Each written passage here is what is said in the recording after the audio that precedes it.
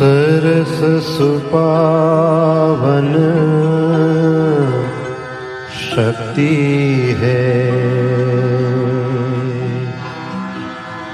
तेजोमयी अपार, हे आनंद स्वरूपिणी, मम हृदय करो उजियार। हे मां, हे मां, हे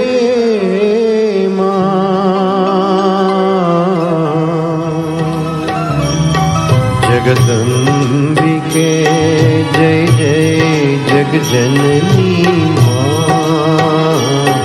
जगदम्बिके जय जय जगजननी मां। દેવી ભાગવતની કથા હવે આપ સાંભળશો. શ્રી ગણેશાય નમઃ. માતાજીની પરમ કૃપાથી આવતીકાલથી દેવી ભાગવતનો શુભ પ્રારંભ થઈ રહ્યો છે. દેવી ભાગવત એ પૌરાણિક ગ્રંથ છે જેનો ઉલ્લેખ વેદોમાં પણ થયો છે. આ ગ્રંથમાં દેવીનું મહાત્મ્ય દર્શાવ્યું છે. જે કાર્યને માટે બ્રહ્મા, વિષ્ણુ, શિવ કે બીજા દેવો અસમર્થ છે, તે સર્વ કાર્યના મૂળમાં દેવી કારણરૂપ રહેલા છે.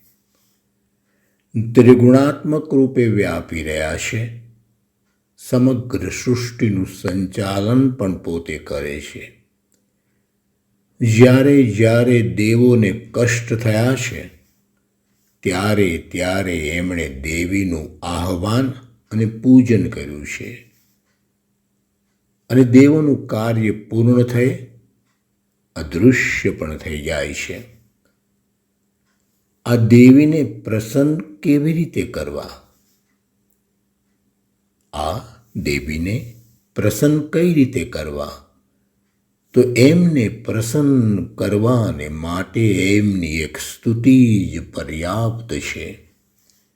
આ દેવી હાજરા હજૂર છે, નિત્ય છે અને અજન્મા છે. કોઈના વશમાં નથી. ઉલટાનું સર્વ દેવો, દાનવો, રાક્ષસો, મનુષ્યો, પશુ પક્ષીઓ કે સર્વ પ્રકૃતિ એને વશ થઈને વર્તે છે. એક ક્ષણ માટે પણ જો મનુષ્ય દેવી ભાગવતની કથા ભક્તિથી સાંભળે છે, તો તેઓને કદી દુર્ગતિ થતી નથી. ભૌતિક સુખ સગવડતાની પાછળ દોડાદોડી કરતા આપણે સૌ અંગત સ્વાર્થને માટે ઈશ્વરી કૃપા મેળવી આનંદ કરીએ છીએ. પરંતુ આપણી સાથે અંદર એક બીજો હું પણ સમાયેલો છે, જેની ઓળખ હજુ સુધી આપણને થઈ નથી. અને આ જે અંદર હું રહ્યો છે, એ માત્ર આધ્યાત્મિક ઉર્જાથી ઓળખાય છે. એટલે દેવીની કૃપા આવા આધ્યાત્મિક ઉર્જાના આવિષ્કાર કરવાને માટે કરવી જોઈએ. અને જ્યારે હુંની ઓળખ થઈ જાય છે, ત્યારે મન ક્યાંય વશ થતું નથી. સર્વ ઈશ્વરી તાકાતમાં, ઉર્જામાં એક રૂપ થઈ જવાય છે. મિત્રો, દેવી ભાગવતના અનેક પ્રકાશનો આજે જોવા મળે છે. મારી પાસે સસ્તું સાહિત્યવર્ધક કાર્યાલય મુંબઈનું પુસ્તક હાથમાં આવ્યું છે.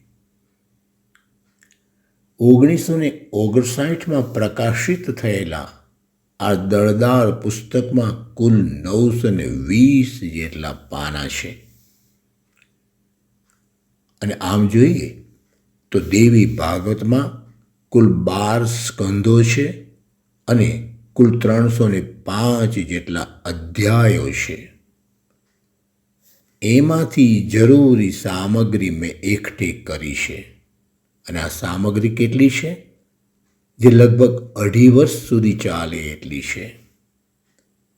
આ કથા લેખિત એટલે કે સ્ક્રિપ્ટ અને વોઇસ ક્લિપ બંને સ્વરૂપમાં તૈયાર કરવામાં આવી છે. કાર્ય થોડું અઘરું છે, પણ માતાજીની પરમ કૃપાથી સહજ બન્યું છે.